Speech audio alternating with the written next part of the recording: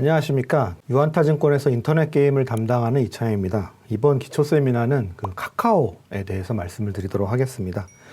우리나라 이제 모바일 산업의 역사이고 현재이고 이제 미래가 이제 좀 될 것 같은데, 여러분들 이제 카카오 진짜 많이 쓰시잖아요. 네, 생활에 낙이죠, 요즘에. 밖에 못 나가서.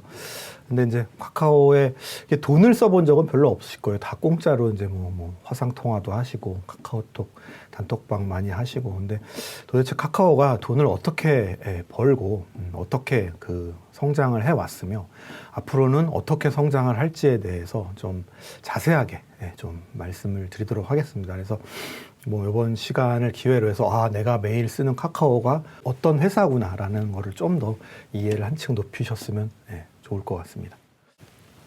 2020년에 매출액이 4조 1천억이나 됐습니다.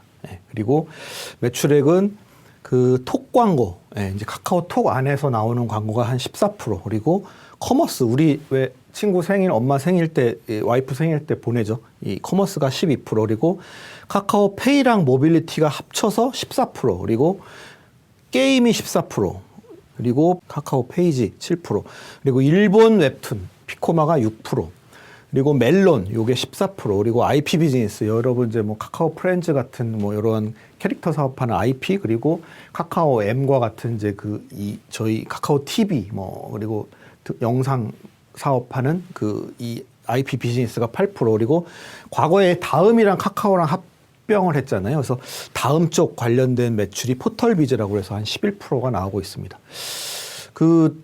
굉장히 매출이 고루 분포되어 있죠. 고루 분포가 되어 있습니다. 그래서 수익 기반이 굉장히 다양화됐다, 이렇게 이해하시면 됩니다. 하나가 좀 안 돼도 다른 게 좀 잘 되고, 그렇게 되니까 전반적으로 이렇게 안정적인 성장을 할 수 있는 어떤 수익 모델을 가지고 있다, 이해하시면 될 것 같고요.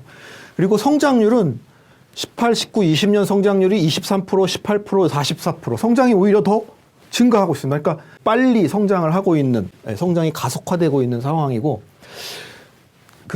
카카오의 가장 큰 장점은 매출이 성장하지만 영업이익률 자체가 증가한다라는 겁니다. 영업이익 증가하는 것 뿐만 아니라 마진율 자체가 좋아진다는 겁니다. 왜냐하면 카카오가 신사업에 투자를 많이 하다 보니까 적자 나는 이 사업 부분이 꽤 있었거든요. 근데 그게 이제 성장을 하면서 이제 적자가 급격하게 축소가 되고 또 이익이 나기 시작하면서 이렇게 마진율이 좋아진다라고 보시면 될 것 같고요. 모바일 사업, 온라인 사업은 적정 마진이 한 30% 정도 됩니다. 지금 네이버가 이제 20% 후반, 30% 초반을 왔다 갔다 하는데, 아직 이렇게 빠르게 성장을 했어도 아직 11%이기 때문에 마진율이 증가할 수 있는 여지가 더 있다, 이렇게 이해하시면 될 것 같습니다. 그래서 카카오는 머릿속으로 성장도 하지만 수익성도 굉장히 성장하는 것보다 더 빠르게 개선되고 있다, 이렇게 이해하시면 될 것 같습니다. 카카오는 거의 한 92개의 비상장 계열사를 가지고 있습니다. 그래서 상장 계열사까지 합하면 한 95개 정도 됩니다. 알파벳처럼 이게 지주사 형태로 해서 각 자회사들의 자율성을 최대한 부여해주고, 그리고 니네가 성장할 수 있는 건 니네가 알아서 해. 그래서 외부 투자도 굉장히 적극적으로 유치를 합니다. 그리고 각자 IPO를 추진을 해서 기업 가치를 극대화하는 그런 모델이다, 이렇게 이해하시면 될 것 같습니다. 그래서 개별 회사 하나하나가 웬만한 회사보다 훨씬 더 훌륭한 회사들이 많기 때문에 IPO가 작년에 카카오 게임즈를 필두로 해서 올해 상반기 카카오페이, 하반기 카카오뱅크, 그리고 올해 또는 내년에 카카오 M과 페이지가 합병을 해서 상장을 하고, 일본의 피코마가 일본 자스닥이라든지 일본 도쿄 증시에 상장을 할 계획을 가지고 있습니다. 그래서 얘네들 시가총액을 다 합치면 굉장히 큰 카카오의 지금 밸류를 유지하고 있는 상황입니다. 톡 광고부터 이제 말씀을 드리도록 하겠습니다. 여러분들 이제 채팅 탭 열어보시면 맨 상단에 이제 광고가 하나 뜰 건데요. 이것도 마찬가지로 클릭당 혹은 노출당 광고 매출이 발생을 하게 되고요. 이게 또 타겟팅이 됩니다. 그래서 제가 보는 화면, 그리고 제 친구가 보는 화면, 제 와이프가 보는 화면, 다 광고가 다르게 나옵니다. 근데 이제 이게 워낙 트래픽이 많이 나오다 보니까 이게 이제 19년 3분기에 시작이 됐는데 광고 주수가 3,000개에서 최근에 15,000개까지 증가를 했습니다. 그리고 최근에 이제 카카오 영업이익이 굉장히 좀 빠르게 성장을 하면서 주가도 굉장히 작년에 좋았는데 이게 대부분 다 이 톡 광고에서 이익이 발생을 했다 이렇게 이해하시면 될 것 같습니다. 그러니까 매출액이 700억에서 1,500억 느는 동안에 영업이익도 400억에서 1,200억으로 늘었거든요. 그래서 그 부분이 좀 많이 이 톡 광고에서 발생을 했다 이렇게 이해하시면 될 것 같고요. 이게 이제 광고로 끝나는 게 아니라 이걸 클릭을 하면 곧바로 물건을 사거나 어떤 그 서비스를 예약을 하거나 뭐 회원 가입을 하거나 쿠폰을 받을 수 있는 최종 어떤 소비로 이어집니다. 그러다 보니까 커머스와의 연계가 굉장히 잘 돼 있는 광고주 입장에서는 사실 뭐 사람들이 그냥 그 광고만 보고 끝나는 게 아니라 구매로 이어져야지 광고주한테는 그 이득이 되는 건데 이게 바로 이제 이 구매까지 이어지는 어떤 페이지가 연결이 돼 있다 보니까 광고주가 굉장히 좋아합니다. 그래서 굉장히 높은 성장을 지금 하고 있고요. 뭐 성장률은 떨어졌지만 아직도 굉장히 높은 성장을 하고 있고 올 한 해도 이쪽 부분에서 좀 큰 성장을 해서 카카오 영업이익에 많은 기여를 할 수 있지 않을까 그렇게 좀 이해를 하고 있습니다. 두 번째는 커머스입니다. 작년에 약 매출액 5천억이 발생을 했습니다.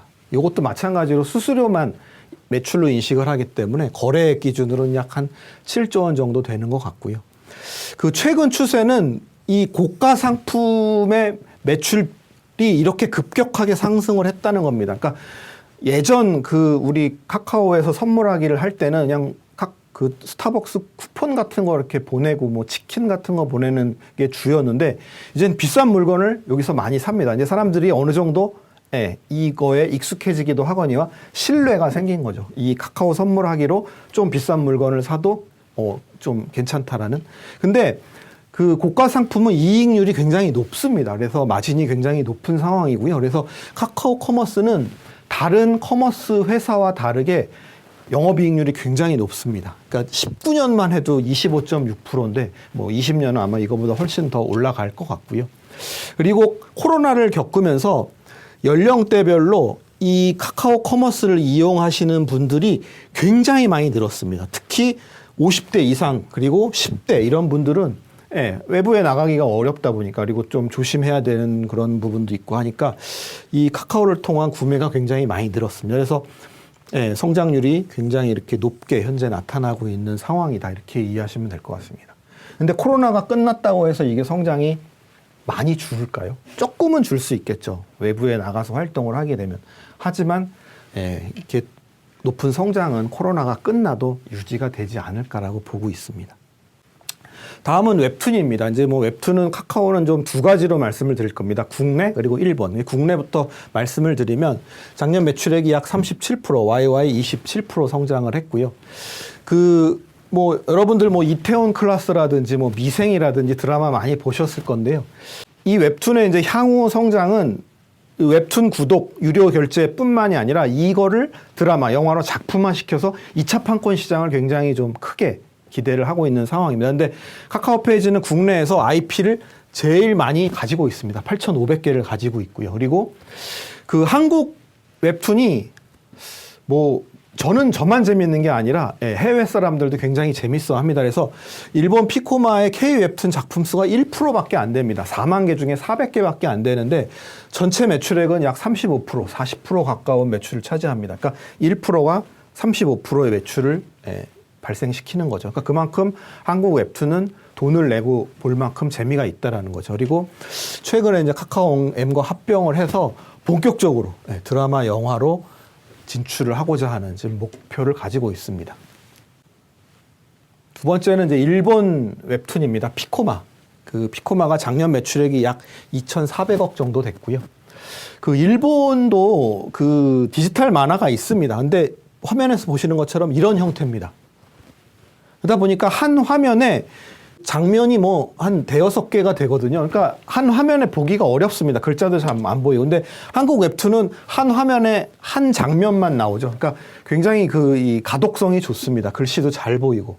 그러다 보니까 일본 만화 시장이 5조 7천억 원으로 전 세계에서 가장 큰 시장인데 아직도 그 50% 이상이 종이 만화고 그리고 나머지 디지털 만화라는 것도 이런 상황입니다. 그러다 보니까 이런 한국의 만화가 일본 시장 내에서 급격하게 성장을 하고 있는 상황이다 이렇게 이해하시면 될 것 같고요.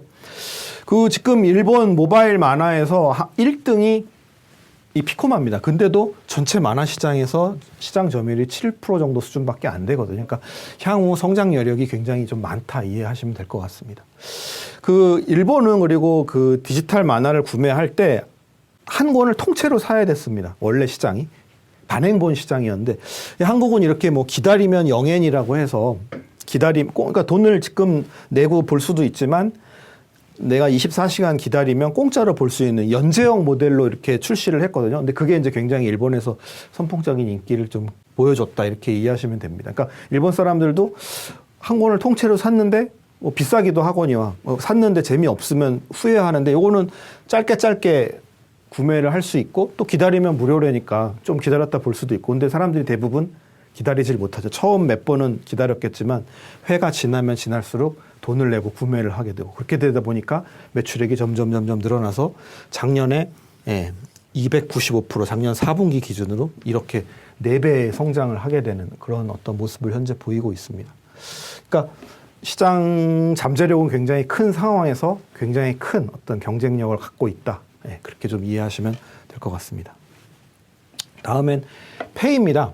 그 카카오페이는 그 결제하는 것뿐만 아니라 저희 왜 카카오로 많이 송금하시죠. 송금까지 합친 그 금액입니다. 그래서 67조 원 전년 대비 40% 증가를 했고요. 그다음에 그 카카오페이 증권을 인수를 해서 증권 계좌가 지금 250만 개까지 증가를 했습니다. 그리고 뭐 보험 서비스도 하고 있고요.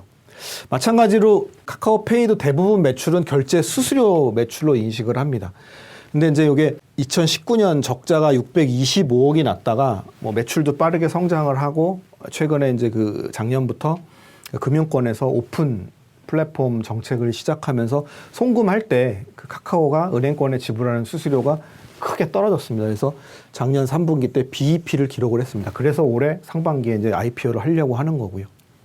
엔트파이낸셜이 작년에 3천억 불로 상장을 하려고 했습니다. 근데 카카오페이가 엔트파이낸셜 모델을 그대로 벤치마크하고 있는 상황입니다. 굉장히 잘 따라하고 있습니다. 처음에 페이로 해서 거래액을 늘리고 그 거래액을 늘리기 위해서 그 안에 이제 돈을 넣을 수밖에 없고 그 넣은 돈을 가지고 주식도 투자하고 채권도 투자하고 금융상품도 투자하고 보험도 가입하고 점점 그래서 엔트파이낸셜처럼 모든 금융의 중심으로 카카오페이를 그 만들어가고 있는 상황이다 이렇게 이해하시면 될 것 같고 거기에 따라서 흑자도 전환을 하고 있는 상황 그리고 성장률은 이렇게 높게 나타나고 있는 상황 그래서 올 상반기 IPO가 되면 큰 어떤 밸류를 받고 상장을 하지 않을까 그렇게 되면 또 그게 가치가 현실화되면서 카카오 주가에 또 반영이 되지 않을까 뭐 이렇게 이해를 하고 있습니다.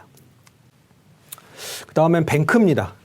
작년 3분기 기준으로 수신액이 23조 원 전년 대비 16%가 증가했고 총 여신은 38%가 증가했습니다.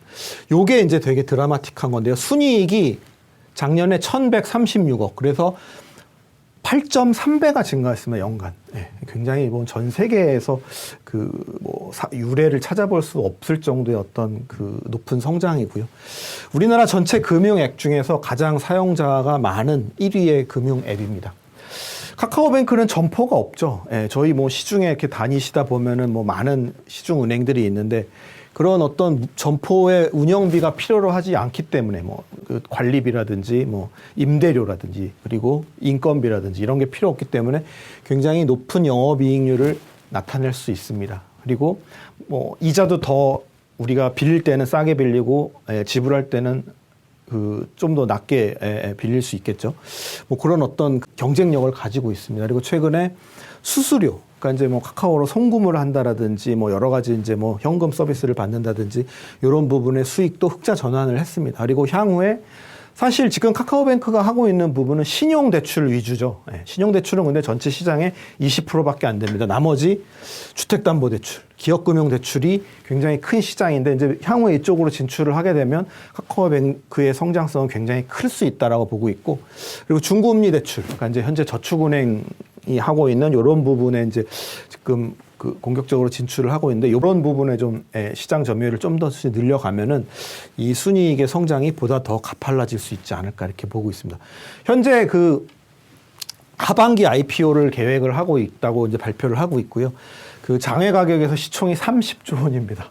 예, 예. 최근에 뭐 TPG에서 이제 그 기업 가치 9조 3천억에 이제 투자를 받은 바 있습니다. 그래서 이제 뭐 이 30조와 9조 어느 정도 사이에 이제 그 IPO 가치가 정해지겠죠. 이것 또한 마찬가지로 이 가치가 이제 현실화 된다라면 그 카카오 주가에 좀 반영이 될 수 있지 않을까 그렇게 좀 기대를 하고 있습니다.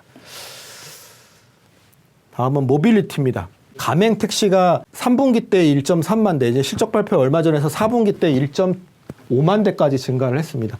택시 요금의 20%를 매출로 인식합니다. 근데 이제 그 중에서 13%는 기사님들께 다시 돌려줍니다. 그러니까 기사님들은 실제로는 7%만 카카오한테 수수료를 지불하고 중요한 건 콜이죠. 요즘에 이제 노는 이 코로나 상황 때문에 이제 노는 택시들이 많은데 일반 택시가 하루에 한 16번 정도 콜을 받습니다.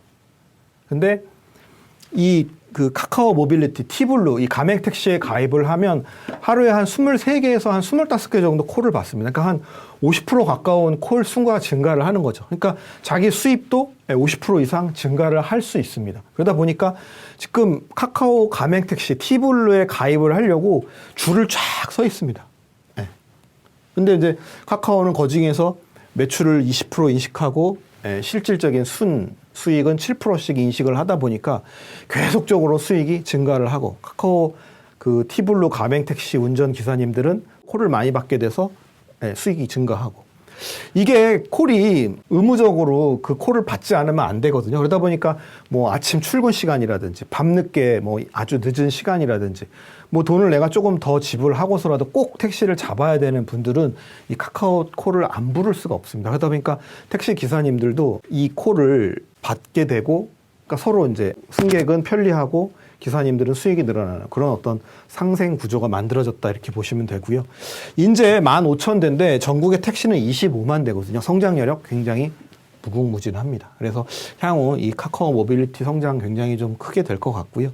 그리고 지금 2,700만 가입자, 월 2,800만 건을 이용을 하고 있는데요. 자율주행 택시가 이제 앞으로 만들어질 건데 여기와 결합이 될 수 있는 가장 유력한 플랫폼이 뭐냐? 지금 뭐 SK는 우버랑 하고 있고 뭐 여러 그 대기업들이 이쪽 시장을 진출하고 있는 이유가 이 자율주행 택시를 염두에 두고 하는 건데 카카오 모빌리티가 가장 빅데이터 축적의 어떤 수준이라든지 현재 업데이트 상황을 봤을 땐 가장 가능성이 높은 모빌리티 플랫폼이 되지 않겠느냐라고 좀 보고 있습니다. 그래서 이 부분도 이제 향후 뭐 IPO를 추진하면서 굉장히 큰 가치를 받지 않을까라고 좀 보고 있습니다.